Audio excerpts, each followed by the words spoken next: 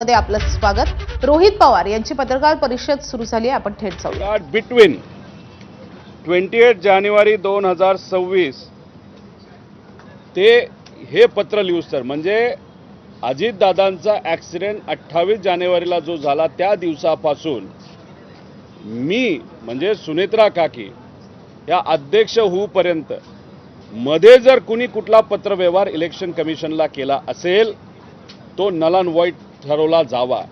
म्हणजे तो कुठलाही जो संवाद असेल, पत्रव्यवहार असेल, हा गृहीत धरू नये असं कुणी त्या ठिकाणी लिहिलेलं आहे, तर सुनेत्रा काकींनी लिहिलेलं आहे। मग आम्ही आमच्या लोकांना कामाला लावलं, काही लोकांना विनंती केली, काही आपल्यासारख्या पत्रकारांशी आम्ही संपर्क साधला आणि मग काही माहिती आमच्याकडे आली। ती माहिती म्हणजे अजितदादांच्या ॲक्सिडेंट नंतर 18व्या दिवशी म्हणजे 16 फेब्रुवारी 2026 त्या दिवशी एक पत्र अजितदादांच्या पक्षाकडनं हे इलेक्शन कमिशनला देण्यात आलं। त्याच्यामध्ये सह्या कोणाकोणाच्या आहेत? प्रफुल्ल पटेल, सुनील तटकरे आणि ब्रिजमोहन श्रीवास्तव अशा 3 लोकांच्या सह्या आहेत। आणि त्या सह्या कशावर त्यांनी केलेल्या आहेत? एक तर त्यांनी खोटं सांगितलं की त्यांचं जे कॉन्स्टिट्यूशन आहे, एक प्रत्येक पक्षाचं कॉन्स्टिट्यूशन असतं, हे बदलण्यात आलेलं आहे आणि त्याच्यामध्ये जे कार्याध्यक्ष असतील, नॅशनल वर्किंग प्रेसिडेंट, यांना पक्षाचे पूर्ण अधिकार त्या ठिकाणी दिले जातील।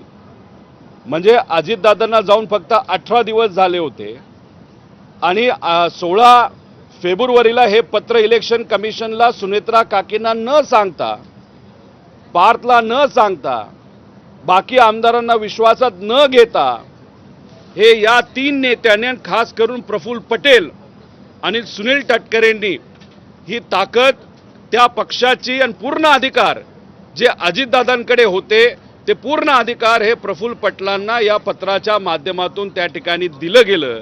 जे सुनेत्रा काकींना कळलं असावं म्हणून त्या राष्ट्रीय अध्यक्ष झाल्यानंतर त्यांनी लगेचच्या लगेच तिथं त्या ठिकाणी पत्रव्यवहार केला। आता याच्यामध्ये आपण जर बघितलं तर अजितदादा हयात असताना, अजितदादा जिवंत असताना अजितदादांच्या घराबाहेर ब्लॅक मॅजिक केलं जातं। कदाचित नाशिकचाच जो भोंदू बाबा आहे त्या माध्यमातून दादांच्या घराबाहेर तिथं काळी जादू करण्याचा प्रयत्न, नाही तर पूजा करण्याचा प्रयत्न त्या ठिकाणी होतो। मग ती काळी जादू नाही तर तो जो काय पूजा आहे त्याच्या मागे करण्याचं कारण म्हणजे पक्षावर कंट्रोल यावा, असं काय होतं का? त्यानंतर 28 तारखेला दुर्दैवी अजितदादांचा ॲक्सिडेंट झाला का घातपात झाला याची चर्चा आणि ते आम्ही सर्वजण शोधतच आहोत। पण योगायोग बघा, दुसऱ्या दिवशी म्हणजे 2 दिवसात पियुष गोयल साहेबांचं स्टेटमेंट देतं। काय स्टेटमेंट देतं? की प्रफुल्ल पटेल हे अजितदादा पक्षाचे राष्ट्रीय अध्यक्ष झालेत। ठीक आहे, त्यानंतर ते बोलले की मी चुकून बोललो, पण क्रमवारी बघितलं तर कुठंतरी असं दिसतंय प्रफुल्ल पटेल, सुनील तटकरे आणि काही मोठे इतर पक्षाचे नेत्यांमध्ये कदाचित ह्या सगळ्या गोष्टी आधीच ठरल्या होत्या।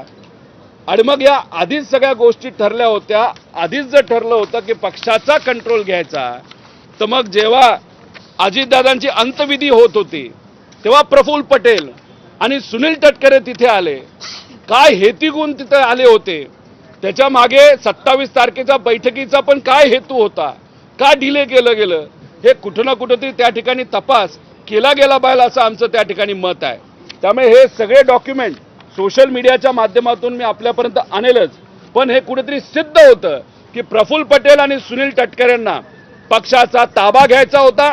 कारण का अजितदादा हयात असताना जे फालतू खर्च होते, नरेश अरोरावरचा खर्च असेल, इतरही काही खर्च असतील, काही गोष्टी पार्टीमध्ये चुकीच्या पद्धतीने होत होत्या, काही लोकांचं कर्तृत्व नसताना सुद्धा त्यांना मोठी मोठी पदं पक्षामध्ये दिली होती आणि मग दादा कार्यकर्त्यांचं, आमदारांचं ऐकत होते। पण ह्या लोकांचं ऐकत नसल्यामुळे मग ह्या लोकांनाच कुठेतरी असं पाहिजे होतं का की अख्खी पार्टी आपल्या कंट्रोलमध्ये त्या ठिकाणी यावी आणि मग अजितदादांचा ॲक्सिडेंट होणं, पार्टीचा कंट्रोल करण्याचा प्रयत्न त्या ठिकाणी करणं, सुनेत्रा काकींना हे सगळं कळणं. आता सुनेत्रा काकींना मला एवढंच त्या ठिकाणी सांगायचं की राजकारण लय वंगाळ झालेलं आहे.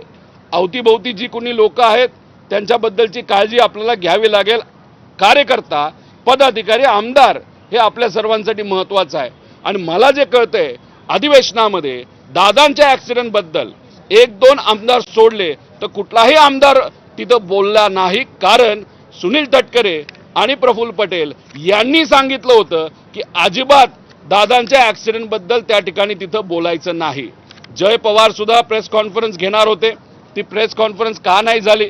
जय लढणारा आहे, शेवटी पवार आहे, मराठी माणूस आहे, पण मग त्याचा आवाज दाबण्याचा कुणी प्रयत्न करतंय का? ती प्रेस कॉन्फरन्स का होत नाही? ह्या सगळ्या गोष्टीकडे बघितल्यानंतर आमचं मत आहे की कुठंतरी हा कट आधीच रचला गेला होता का? त्यानंतर पार्टीवर कंट्रोल करण्याचा हा कुठला तरी हेतू काय लोकांचा होता का? आणि मग दादांचा ॲक्सिडेंट, मग ह्याच्यात म्हणून आम्ही सातत्याने म्हणतोय की क्रिमिनल इन्व्हेस्टिगेशन त्या ठिकाणी व्हावं आणि क्रिमिनल